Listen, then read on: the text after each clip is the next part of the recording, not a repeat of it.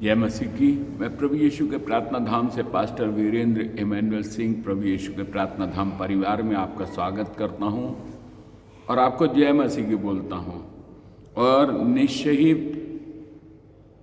आपको जो है कुछ आत्मिक उन्नति मिल रही है, तो आप मुझे कमेंट करके और मेरे चैनल को लाइक करके मुझे बताएं, सब्सक्राइब अवश्य करें। और मैं चाहता हूं कि इस चैनल का फ़ायदा लोगों तक डायरेक्टली पहुंचने पाए। मैं यहाँ पे आज जो पुराने नियम से बातचीत करने जा रहा हूं वो आपको मिलेगा निर्गमन की पुस्तक और उसका 14वां अध्याय और उसके 13वें पद में इस प्रकार लिखा है। मूसा ने लोगों से कहा, मत डरो, खड़े खड़े उद्धार का काम देखो जो परमेश्वर आज तुम्हारे लिए करेगा, और जिन मिस्रियों को आज तुम देखते हो फिर कभी ना देखोगे। Word a promise. मूसा के द्वारा परमेश्वर बातचीत कर रहा अपने लोगों से और कह रहा मत डरो। डर मनुष्य की सबसे बड़ी कमजोरी और शैतान का सबसे बड़ा हथियार है। और वो कह रहा खड़े खड़े परमेश्वर के उद्धार का काम देखो। आखिर उद्धार दे कौन सकता है? इस सृष्टि में उद्धारकर्ता की आवश्यकता क्यों है? परमेश्वर को क्यों सोचना पड़ा कि हमें एक उद्धारकर्ता मिले? परमेश्वर ने देखा कि हालात बिगड़ते ही चले जा रहे हैं, पापी और पापी होते चले जा रहे हैं। परमेश्वर ने 2 बार इस सृष्टि को नष्ट किया।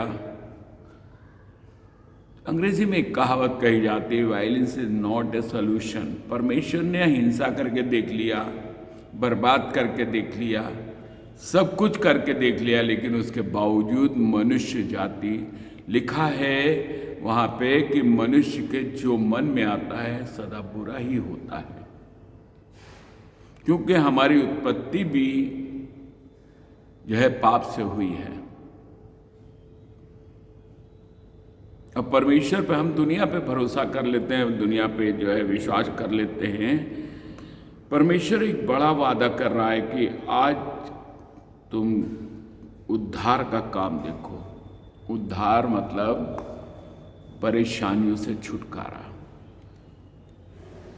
जिसके लिए मसीह हमारे बीच में आया। क्या भले चंगों को वैद्य की आवश्यकता है? नहीं। किसको जरूरत है? जो पापी है, जो बीमार है, उसे वैद्य की आवश्यकता है। यीशु ने कहा, मैं भले चंगों के लिए नहीं आया, मैं पापियों के लिए आया हूं ताकि उनका उद्धार कर सकूं। जब स्वर्गदूत ने दर्शन दिया गरणियों को, तब उसने एक ही बात कही, तुम्हारे लिए बैतलहम में एक उद्धारकर्ता का जन्म हुआ है। If you believe Jesus Christ is only way, वही एक रास्ता है जो आपको उद्धार तक पहुंचा सकता है। क्या आप विश्वास करते हैं? लिखा है कि जिन मिस्त्रियों को तुम आज देखते हो, जिन प्रॉब्लम्स को आप देख रहे हैं, फेस कर रहे हैं, बहुत प्रॉब्लम्स हैं, जिन प्रॉब्लम्स को आज आप फेस कर रहे हो, लिखा हुआ है जिन मिस्त्रियों को तुम आज देख रहे हो फिर कभी ना देखोगे। यहोवा तुम्हारे लिए आप लड़ेगा, इसलिए तुम चुपचाप रहो। परमेश्वर चाहता है कि हम साइलेंटली बिहेव करें, हालात चाहे कुछ भी हो, चुपचाप रहो। परमेश्वर तुम्हारी तरफ से लड़ेगा। आपको हालात समझ में नहीं आ रहे, कोई बात नहीं है। आपके विरोधी बहुत हैं, कोई बात नहीं है। उनसे निपटने के लिए हमारा परमेश्वर कह रहा है कि चुपचाप रहो। परमेश्वर तुम्हारे विरोधियों से खुद लड़ेगा। क्या आप विश्वास करते हैं परमेश्वर के इन वादों पे? जी, मैंने अपने जीवन में देखा कि परमेश्वर पे विश्वास करने का अंत क्या है। सन 2007 में मेरे ऊपर 150 लोग मुझे मार रहे थे, लाठी डंडे ईंटे पत्थर से।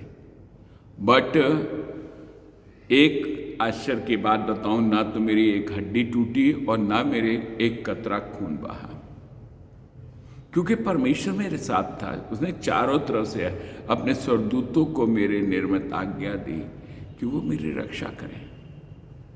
आज भी मैं उसी जगह पर हूँ। विरोधी परास्त किए गए, परमेश्वर ने, मैं उनसे लड़ने नहीं गया, मैंने रिपोर्ट भी नहीं की, मैंने कुछ नहीं किया, मेरे परमेश्वर ने सबको निपटा दिया। जो मुख विरोधी थे वो ऐसे ही एक्सीडेंटल मौत में मारे गए।